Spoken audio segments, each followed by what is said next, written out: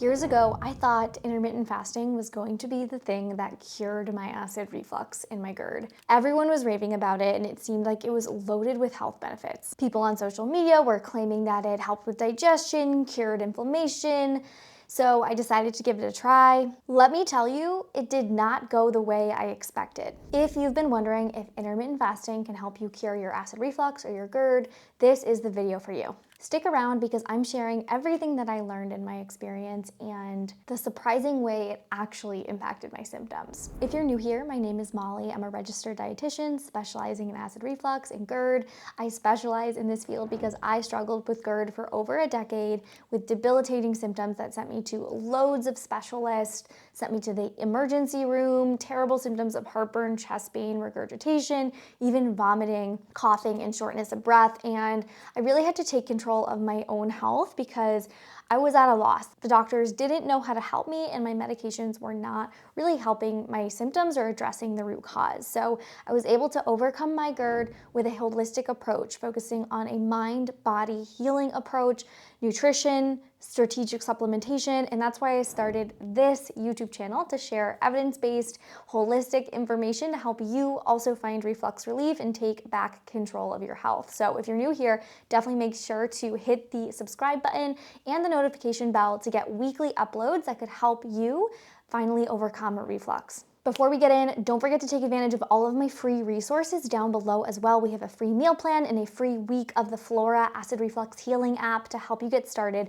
on your reflux relief journey today. So over the years, I have had so many clients ask me, should I try intermittent fasting for reflux? And this was a question that I also had when I was struggling with GERD, gastroesophageal reflux disease. So years and years ago, when I was struggling with GERD and I was a graduate student at Boston University, I decided to give this a try. And what I did was a 16-8 window of eating. So what this meant is that I had a 16-hour fast and then an 8-hour window to eat my meals. There are lots of different types of intermittent fasting. Some people do like a 14 and a 10, so a 14-hour fast and then a 10-hour eating window. But these are a little bit more lenient than what some people may be engaging in. There are some people that only eat 1 meal a day or 2 meals a day, but the one I did try was a 16-8.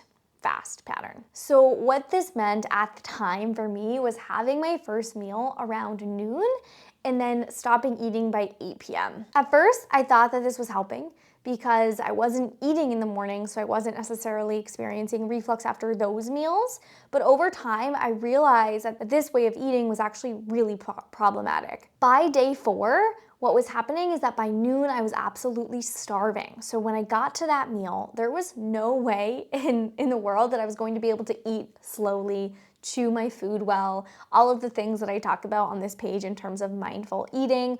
I was starving, and so I was constantly overeating, eating past fullness. And when you eat past fullness, that's a really, really big reflux trigger. And I was also eating really quickly, which is another reflux trigger. So I was getting too hungry by that noon time. Another mistake that I made in this process years ago was eating too late. So shifting my nutrition down later in the day, it initially seemed like it was helping because I wasn't getting those symptoms in the morning from reflux. But what was happening is my nutrition was now later in the day, and I was having a larger meal around 7 p.m. And this is actually the opposite of the way that you want to eat if you are struggling with reflux. What I didn't realize at the time is that having 2 or 3 very large meals and then having my last meal be one of my largest meals was probably the worst thing I could do from a reflux perspective. The reason for this is when you go to sleep and your stomach is still full of food contents, you no longer have gravity to keep your stomach contents in your stomach and out of your esophagus. So your esophagus is pointed downwards. There is a lot higher chance that you'll have those stomach contents move into the esophagus when you lay down if your stomach is still full. So I realized that this wasn't working because what started to happen by day 4 or 5 is I was waking up in the night with reflux, burning throat, chest pain, coughing, regurgitation, and then I would wake up in the morning with a bitter taste in my mouth, with a sore throat, and I knew I was refluxing all night long because that last meal was just too large. Even though I wasn't really laying down until maybe 10 or 11, that still was too late for me.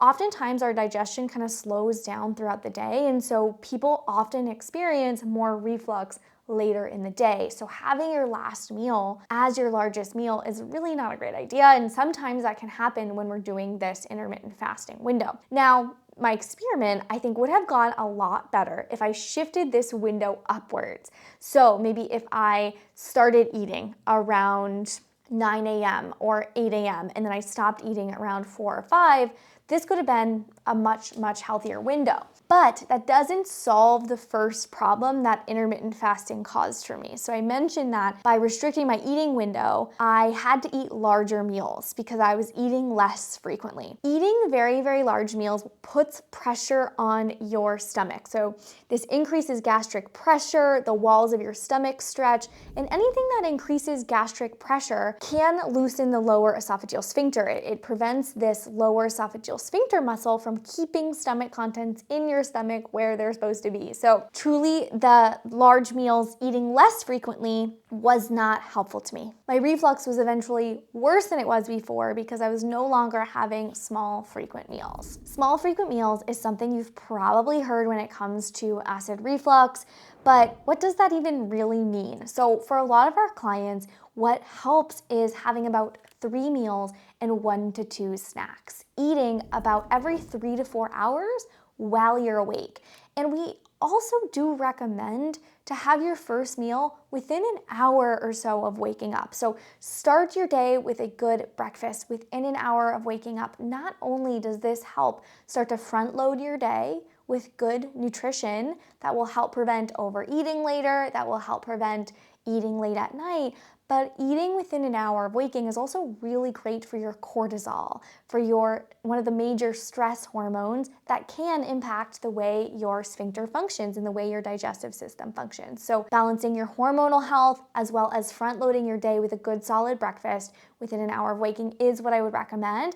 And then we typically recommend eating every 3 or 4 hours after that so that you're not getting too hungry and you're able to chew well. Slow down at those meals because you're not ravenous and you're able to actually get that fullness cue to your brain. So when I was waiting to eat, I was overly starving and I actually couldn't get that fullness cue to my brain in time of when I was starting to feel full. If your blood sugar drops too low or if you go too long without eating, it's very, very hard to stop at that 80 to 90% comfortable fullness range.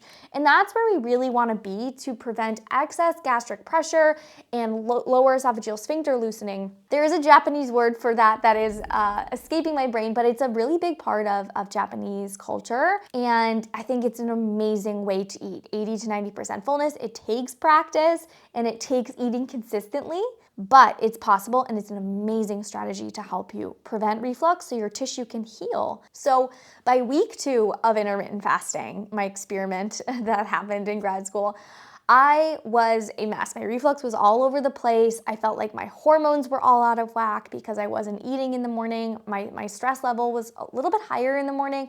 I was a little bit shaky. And I also was having my coffee on an empty stomach because I needed my coffee to function through grad school. I was having coffee now on an empty stomach, and this is one of the worst things when it comes to acid reflux. If you have reflux or GERD or LPR and you're having coffee on an empty stomach any time of day, I am begging you to shift the way that you are consuming this beverage because coffee on an empty stomach, number one, it's acidic. If you don't have food to buffer that acidity, it can be really irritating to your tissues. And number 2, coffee, it can also stimulate gastric acid secretion, and so you want something in your stomach for that acid to work on. Drinking a lot of coffee can also temporarily loosen that lower esophageal sphincter, so you do want to make sure you're having this in moderation if you're struggling with acid reflux, GERD, or LPR. But having coffee on an empty stomach was a no-go, so what I needed to actually do is eat something with that, whether it's a banana or with my breakfast. Making that change really, really helped my symptoms. There also was a time, I should mention, that I actually did take out coffee for about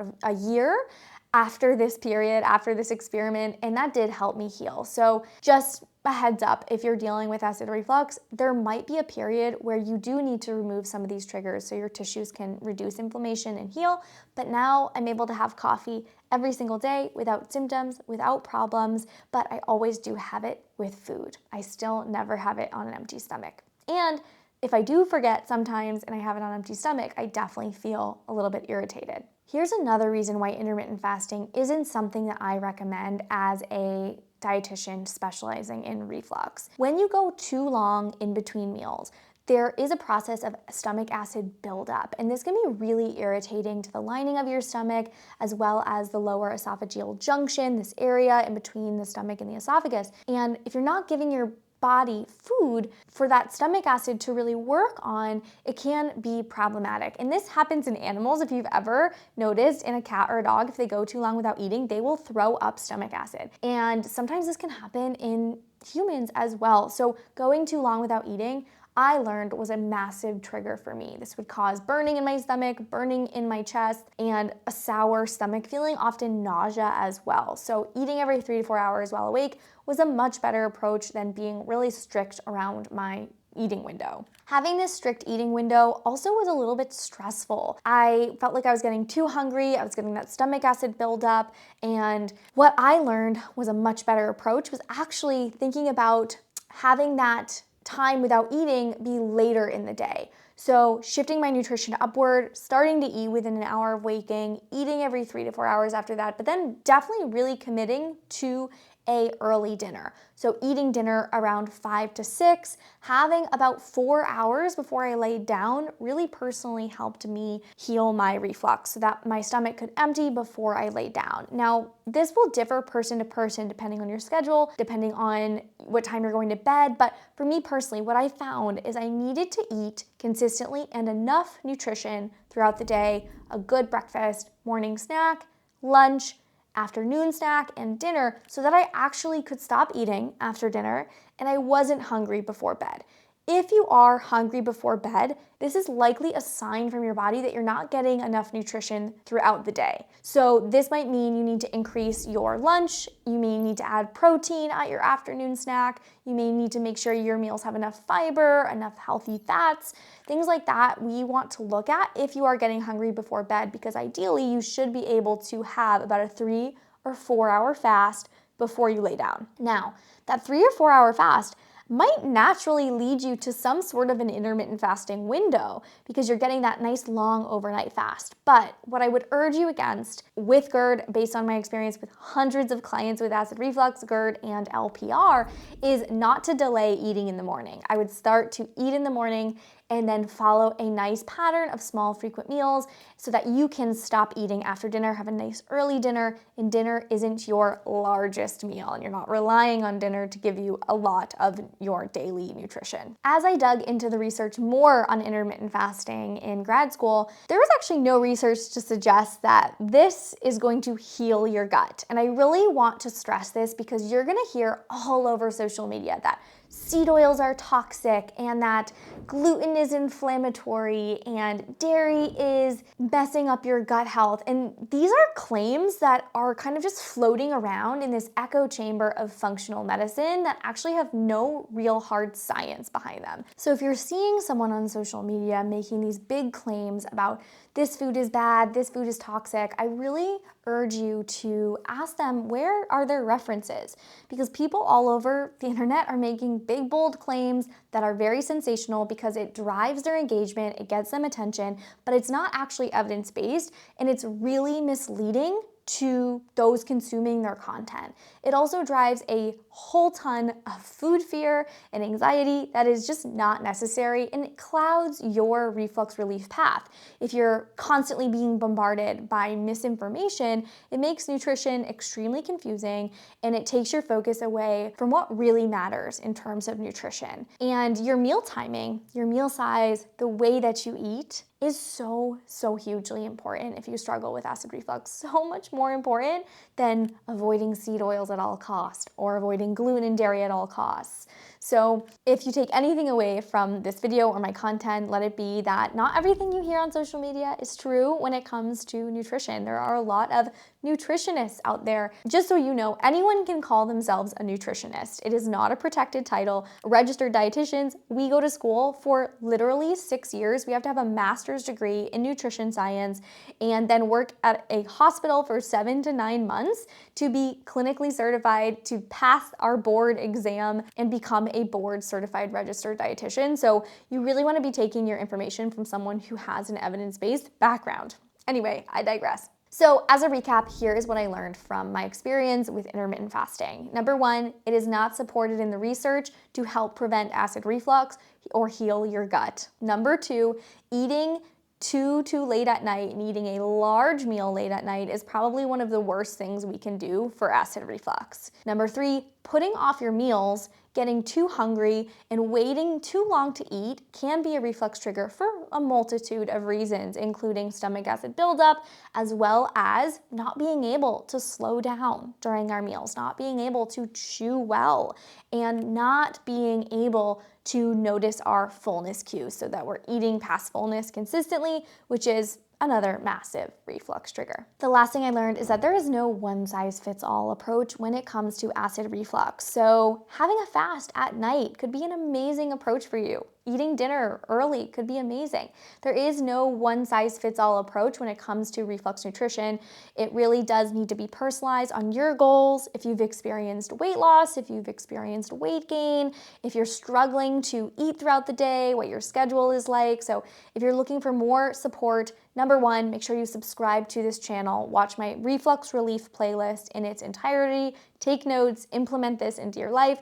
And number two, if you need more support, we do offer personalized nutrition consultations. You can find out more about that in the description down below. If you've tried intermittent fasting, comment down below. I'd love to hear your experience, what it's been like for you, if you found it helpful, what type of intermittent fasting you're doing, or if it's something that you tried without success. If you're interested in learning more acid reflux myths that the internet is misleading you on, be sure to click my last video here where I break down some of the biggest misleading nutrition information about acid reflux on the internet, including can you heal Barrett's, should you take acid supplementation, and should you avoid gluten and dairy if you have acid reflux. Make sure that you check out this video to help you break through the noise and get started on your reflux relief journey so you can find relief once and for all. Thank you for watching this video. Let me know if you enjoyed it, give it a like, and I'll see you at the next one.